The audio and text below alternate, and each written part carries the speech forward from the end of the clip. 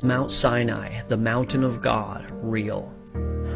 Why hasn't mainstream archaeology taken Mount Sinai seriously? Because for 1500 years we've been looking at the wrong place. St. Catherine's Monastery, the alleged Mount Sinai site, has no archaeologic evidence to support it. But just 300 kilometers to the east is Jebel Al-Luz, which is potentially the real Mount Sinai. Not only does this mountain appear to have been burned by some kind of heat that melts rocks, it is surrounded by geologic and archaeologic evidence that supports the biblical narrative of the Exodus. Following the path out of Egypt that Moses and the Jewish people could have taken, the Exodus trail begins at the Gulf of Aqaba, where the Israelites were stuck between a rock and a hard place. Technically, rocks in a wet place. On one side, a mountain with the only entry blocked off by the Pharaoh's army, and the other side, the Red Sea. Imaging of the sea floor at the crossing point shows a traversable and gradual decline into the sea. Not a land bridge, but also not a cliff that they couldn't navigate. And in antiquity, this site was known to be the crossing point. The Jewish king Solomon erected markers on both sides of the sea at this crossing point. One of them still exists to this day. After the Red Sea, the Jewish people camped at the Palms of Elam.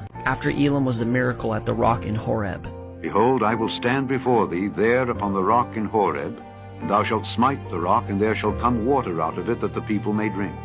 Here's what we would want to see to validate that it's the real rock at Horeb. It would need to be identifiable, near Mount Sinai, and have evidence that water flowed from it. This rock is massive. It sits atop a hill and sticks out like a sore thumb. And even though this is a desert climate, there are clear signs of erosion, and it looks like the water source came from the rock.